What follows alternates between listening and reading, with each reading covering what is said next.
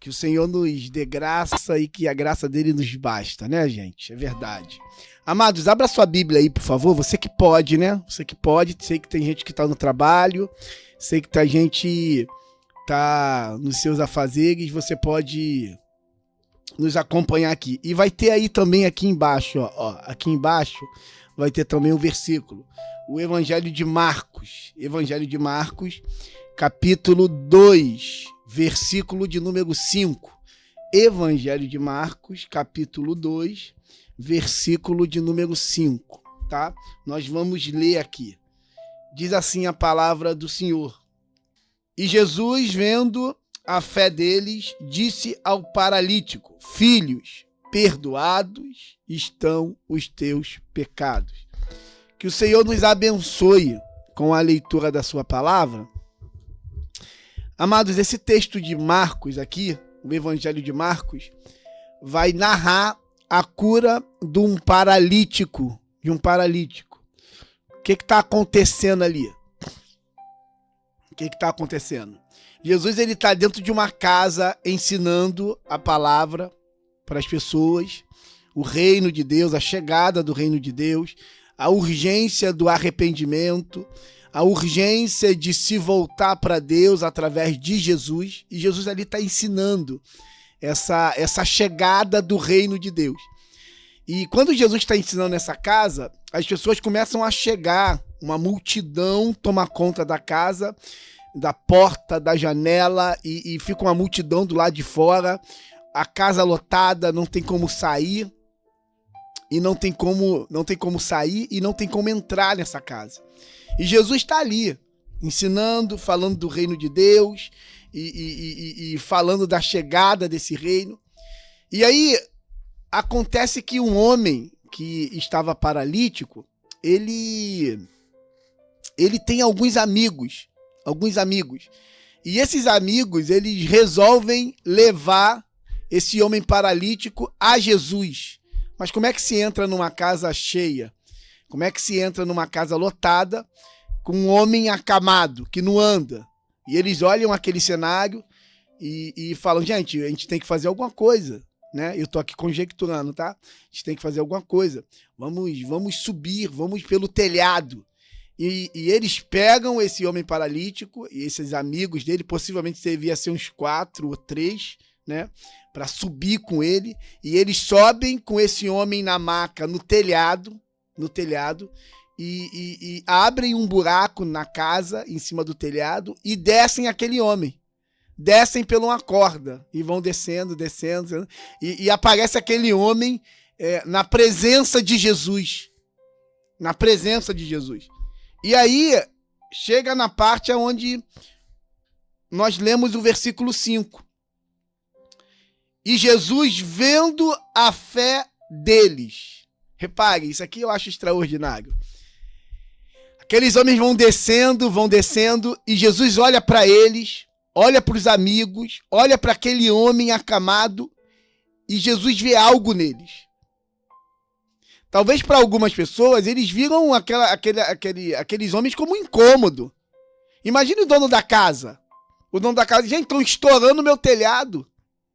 Imagina as pessoas que estavam lá embaixo, quando quebrou o telhado, aquela poeira caindo em cima, aquela terra caindo nos olhos das pessoas que estavam dentro da casa. Para algumas pessoas, aqueles homens eram um incômodo. Era gente que estava incomodando, era gente que estava atrapalhando o momento da palavra de Deus. Mas repare que para Jesus vê algo além.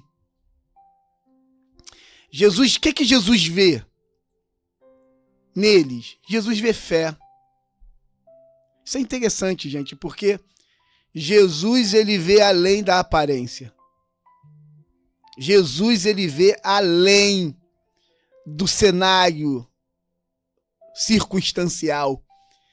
É interessante que nas 7 cartas ao Apocalipse, as 7 igrejas, as 7 cartas às igrejas do Apocalipse, em todas aparece Jesus dizendo: eu conheço as tuas obras, eu te conheço, eu te vejo, Eu sei quem você é. Daniel, eu sei quem você é. É Deus dizendo para mim. É Deus dizendo para você, eu te conheço. Eu sei quem você é. Eu te vejo. Eu te percebo. É interessante essa visão de Jesus, porque o salmista, no Salmo 139, o salmista Davi, ele vai dizer que ainda a palavra não me chegou à língua. Ele já conhece todas elas. Ele vai dizer que ainda que o corpo dele era informe, não tinha forma, era apenas ali um feto. E ele já conhecia todos os dias de Davi. É esse Deus que conhece, é esse Deus que vê, é esse Deus que percebe, é esse Deus que nada está escondido, como diz o livro, a carta aos Hebreus, onde ele diz que todas as coisas estão nuas e patentes aos olhos daquele que temos que prestar conta. Ou seja, tudo está desnudo diante da presença do Santo, que é Jesus. Porque ele conhece, ele vê. E diante dessa visão de Jesus, o nosso coração precisa se alegrar. Em que sentido, pastor? Em que sentido? Em alguns sentidos. E eu queria falar aqui com você hoje. Em primeiro lugar, o Senhor Jesus, ele consegue ver toda ação de fé, mesmo que seja pequena. Isso é interessantíssimo. Porque para esses homens, para algumas pessoas, era um incômodo, como eu acabei de falar. Mas para Jesus eram homens de fé. Para alguns eram alguém que incomoda. Para outros eram, para Jesus era um homem de fé. Repare que a ação desses homens é vista por Jesus como gente de fé. É gente que carrega fé. É gente que toma passo de fé. Eu quero te dizer que Jesus tem visto as tuas ações de fé, por mais insignificantes que as pessoas digam que seja. O Senhor está dizendo, é fé. Ele tem agido com fé. Ele subiu no telhado pela fé. Ele baixou pela corda pela fé. É fé. Essa ação de fé. E é interessante, irmãos, porque a gente percebe que no livro de Hebreus fala, no capítulo 11, fala que os heróis da fé, que pela fé, e esse pela fé é o quê? É aqueles homens que colocaram em Deus a sua confiança. Eles colocaram em Deus a sua confiança na promessa de Deus. E a gente vê ali homens que pela fé, ação de fé, Abraão entregando Isaac a Deus. Para alguns seria loucura. Que isso? Tu vai entregar o teu bem maior? Para Deus foi ação de fé. E foi chamado amigo de Deus pela essa ação de fé. Rodearam Jericó. Que coisa louca. Vocês vão rodear Jericó. Vocês vão rodear Jericó para gritar depois e tocar as trombetas. E o que vocês acham que vai acontecer? Uma muralha tão espessa, tão larga, tão forte, intransponível, inquebrável. Humanamente ninguém consegue derrubar essa muralha, mas a nação de Israel teve uma ação de fé. Fé. E Deus viu a fé deles.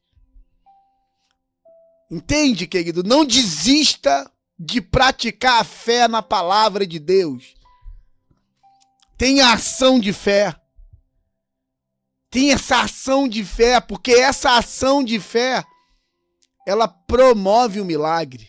Em segundo lugar, ações de fé promove milagre. Porque sem fé, querido, é impossível agradar a Deus. É impossível. Porque você tem que crer que ele é galardoador daqueles que creem nele. Você entende isso? Então, ações de fé promovem milagre. Não foi assim com a cananeia, aquela mulher que não era tempo de Jesus abençoar a cidade dela. Ele veio para a nação de Israel. Não é justo tirar o pão dos cachorrinhos. Não é justo a gente ir para outra nação. Não, eu vim para Israel. Infelizmente, minha senhora, eu não posso te ajudar.